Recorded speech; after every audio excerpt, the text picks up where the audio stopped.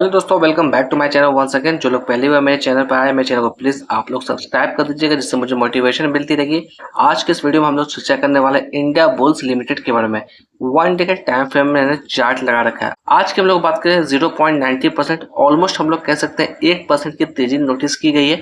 बाजार के अंदर भी रिकवरी देखने को मिली, इस स्टॉक्स के अंदर भी रिकवरी हमें देखने को मिली। तो इस रिकवरी को देखकर आपको उत्तेजित नहीं होना है इंडिया बुल्स लिमिटेड के अंदर, क्योंकि बात करें इसके मार्केट कैप की तो इसकी जो मार्केट कैप है तकरीबन 6,300 करोड़ की है। साथ ही साथ बात करें कंपनी के ऊपर कर्ज की तो कंपनी के ऊपर जो कर्ज है तकरीबन 459 करोड़ का कर्ज है। तो देखा जाए कंपनी के ऊपर कर्ज तो काफी कम देखने को मिल रही है। बट यहाँ पर अगर बात करूँ इसकी क्वार्टर्स के नतीजों को लेकर या प्रॉफिट को लेकर बात करें तो लगातार पिछले कुछ सालों से प्रॉफिट में गिरावट देखने को मिली। यानी कि एक समय ऐसा था कि इसके जो प्रॉफिट थे वो हमेशा माइनस आती हुई दिख रही थी।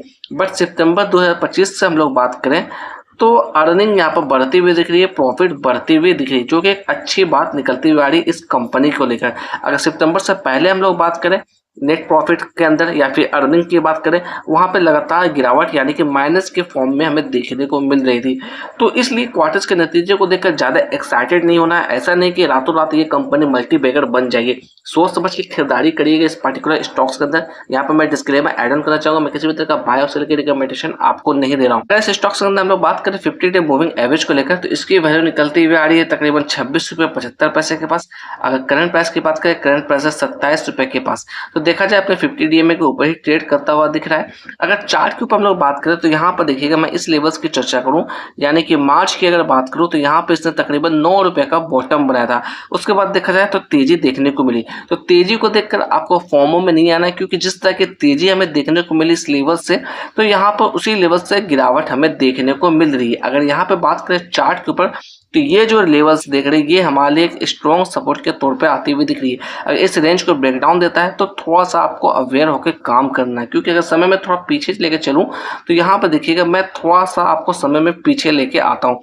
मैं चर्चा करने वाला हूँ साल 2022 की। यहाँ पर देखा जाए इस लेवल्स की बात करूँ यानी कि अगस्त 2022 की बात करें तो यह स्टॉक्स तकरीबन 47 रुपये 48 रुपये के पास ट्रेड करता हुआ दिखा था। उसके बाद इसके अंदर काफी बड़ी गिरावट हमें देखने को मिली और तकरीबन यहाँ पर हम लोग बात करें फरवरी 2023 के अंदर 9 रुपए का लो बनाया था।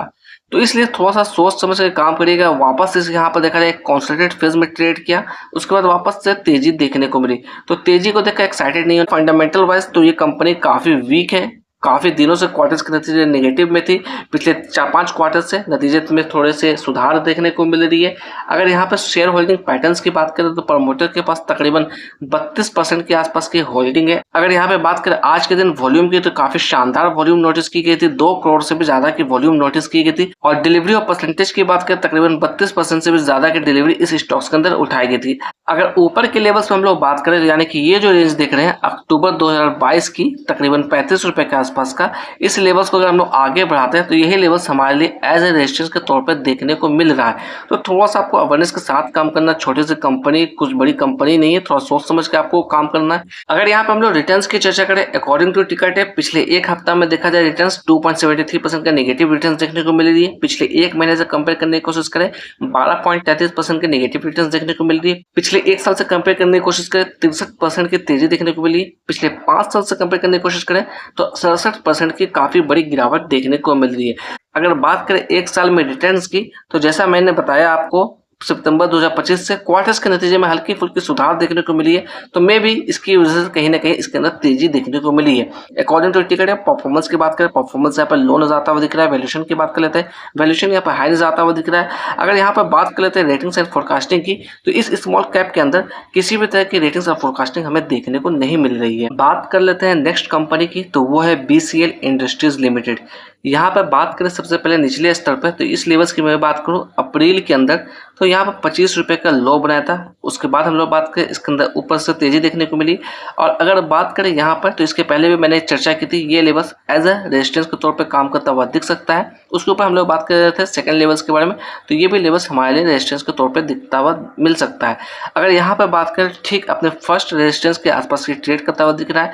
और यहीं पर बात करें तो कई दफा इसने इस लेवल्स को रिजेक्ट करने की भी कोशिश की है। अगर समय में थोड़ा पीछे चल कर बात करें यानी कि बात करें इस लेवल की यानी कि ये जो लेवल्स है आज से ठीक 1 साल पहले की कैंडल है, अगस्त 2025 की कैंडल है। यहाँ पे बात करें तो 41 रुपये के पास इसने अच्छा खासा बेस बनाया था, यानी कि एज ए सपोर्ट के तौर पे काम करता हुआ दिख रहा था। उसके बाद इस लेवल्स को ब्रेक डाउन दिया, अब वापस से इसके अंदर मोमेंटम देखने को मिली अप साइड में। अब ये लेवल्स हमारे लिए एज ए रेजिस्टेंस के तौर पे देखने को मिल रही है। अगर इसके ऊपर सस्टेंस करने में कामयाब रहता है तो फिर किसी तरह के डिसीजन लीजिएगा, अदरवाइज आपको फिलहाल के लिए इग्नोर करके चलना है, इस लेवल्स का ब्रेकआउट करने का इंतजार करना है। यहाँ पर डिस्क्लेमर ऐड ऑन करना चाहूंगा, मैं किसी भी तरह का बाय और सेल की रिकमेंडेशन आपको नहीं दे रहा हूँ। अगर इसके अंदर हम लोग बात करें आज के दिन 50 डे मूविंग एवरेज को लेकर, तो इसकी जो 50 डे में की वैल्यू निकलती हुई है 35 रुपये 90 पैसे के आसपास आती हुई दिख रही है। करंट प्राइस की बात करें, करंट प्राइस है 37 रुपये 71 पैसे, यानी कि अपने 50 डीएमए के ऊपर ट्रेड करता हुआ दिख रहा है। अगर कंपनी के ऊपर कर्ज की बात करें तो कंपनी के ऊपर कर्ज काफी कम देखने को मिल रही है, जो कि एक पॉजिटिव साइड निकलती हुई आ रही है इसके लिए। अगर मार्केट कैप की बात करें 1111 करोड़ की कंपनी ये बन चुकी है। इसके अंदर हम लोग बात करें डाउन साइड में, तो मे भी कहीं ना कहीं ये जो लेवल्स है, ये लेवल्स हमारे लिए एज ए सपोर्ट के तौर पे काम करता हुआ दिख सकता है। अगर बीसीएल इंडस्ट्रीज के अंदर बात करें रेटिंग्स एंड फोरकास्टिंग को लेकर, तो इसके अंदर भी किसी भी तरह के रेटिंग्स फोरकास्टिंग हमें देखने को नहीं मिल रही है। अगर कंपनी की फंडामेंटल वाइज चर्चा करें तो काफी शानदार कंपनी यहाँ पर देखने को मिल रही है। अगर वैल्यूएशन वाइज बात करें तो एक सस्ते वैल्यूएशन पे ट्रेड करता हुआ दिख रहा है। अगर टेक्निकल वाइज बात करें क्या बाय करना चाहिए, तो मेरे ख्याल से वेट एंड वॉच करना चाहिए। अगर किसी तरह का बाइंग इंडिकेशन मिलता है तभी बाय करिएगा, प्रॉपर इंडिकेशन मिले तभी किसी तरह का डिसीजन लीजिएगा। चलते चलते मैं इतना कहना चाहूंगा, जो भी मेरे चैनल पहली बार है मेरे चैनल को प्लीज आप लोग सब्सक्राइब कर दीजिएगा और सोच समझ के डिसीजन लीजिएगा। इस पार्टिकुलर स्टॉक्स के अंदर मेरी तरफ से किसी भी तरह का बाय सेल की रिकमेंडेशन आपको नहीं है।